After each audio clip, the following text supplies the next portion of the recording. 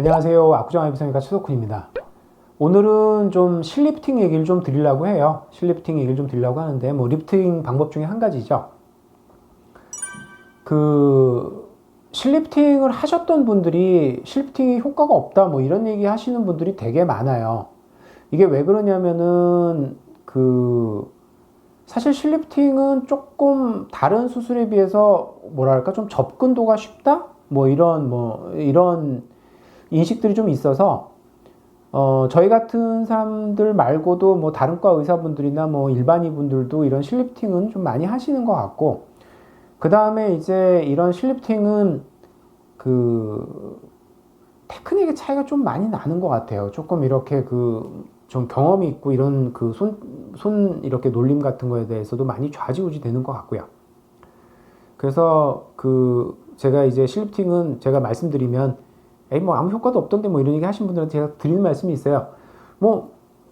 짜장면 먹었는데 맛이 없단 말이에요. 그렇다고 전 중국집의 짜장면이 다 맛이 없는 거 아니잖아요. 그렇죠? 그래서 실리프팅을 하셨다고 효과가 없다고 해서 실리프팅에 대해서 너무 실망을 하시거나 저거는 쓸데없는 시술에 이렇게 생각하실 필요는 없는 것 같아요. 왜냐면 안면거상술 이렇게 큰 수술도 있지만 그런 수술은 좀 힘들고 이제 아무래도 수술도 크고 하니까 또 조금 젊으신 분들은 꼭 안면거상술 하실 필요는 없거든요. 그래서 실리프팅에 대해서도 좀 고민을 해보시는 것도 괜찮을 것 같고,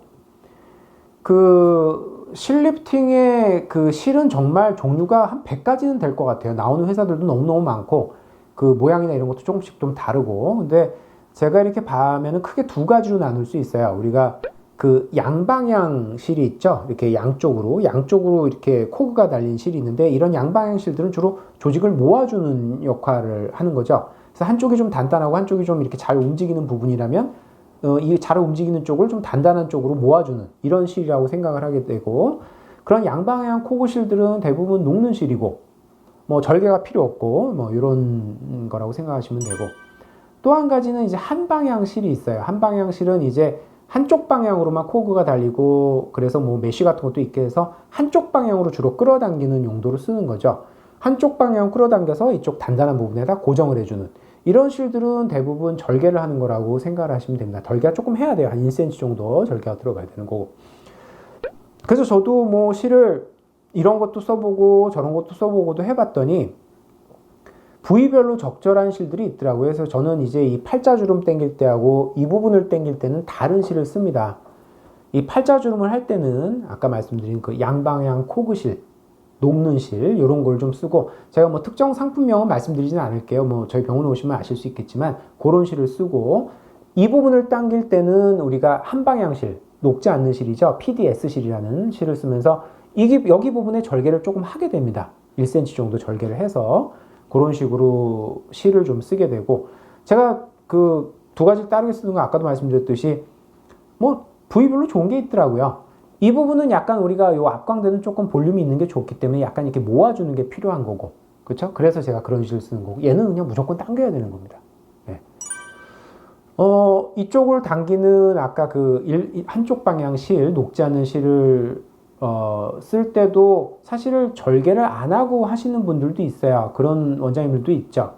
근데 저는 이 부분에 절개가 조금 꼭 들어가야 된다고 생각하는 이유가 뭐냐면, 이 축두부에 이 층이 되게 여러 층이 있습니다. 여러 층이 있는데 우리가 이 실을 고정해 줘야 되는 거는 이 축두근막이 얇은 축두근막, 깊은 축두근막, 이게 두 종류가 있는데 이 깊은 축두근막에다 꼭 걸어줘야 돼요. 그럼 얘가 내려갈 때 피부가 있죠. 그 다음에 지방층 같은 것도 있고, 또 이제 얇은 축두근막, 그 사이에 또 층이 있고, 또 깊은 축두근막 이렇게 있는데, 절개를 안 하시는 분들은 그냥 낚시하듯이 뜨는 거예요. 이렇게. 그러면 걸릴 수도 있고 안 걸릴 수도 있죠. 안 걸리면 잘 안 당겨지죠. 그리고 또 한 가지는 뭐냐면, 이 얇은 축두근막이랑 깊은 축두근막 사이에 축두신경이나 축두혈관이 지나가게 됩니다. 그럼 이렇게 푹 떠서 대충 묶으면 이 신경이나 이런 것들이 묶이는 경우가 있어요. 그러면 두통이 생기는 거죠. 그래서 실리프팅하고 나서 두통이 생겼다 이렇게 말씀하시는 분들도 있어요. 저희가 절개를 하는 이유는 뭐냐면, 이 피부에서 절개를 하면서 이 밑에 층까지 내려갈 때 저희가 절개를 하면서 열고 들어가는 거죠. 그리고 축두신경이 나오면 피하고 혈관도 피하고, 그래서 정확하게 이 축두근막에다 거는 겁니다. 그래서 저는 이제 여기를 당기는 실은 절개가 좀 필요하다고 생각을 하고요. 제가 쓰는 실의 뭐 상품명들은 있어요. 근데 오늘 뭐 여기서 뭐 제가 상품명을 말씀드리지는 않을 거고, 저희 홈페이지 찾아보시면 뭐 상품명이 있으니까.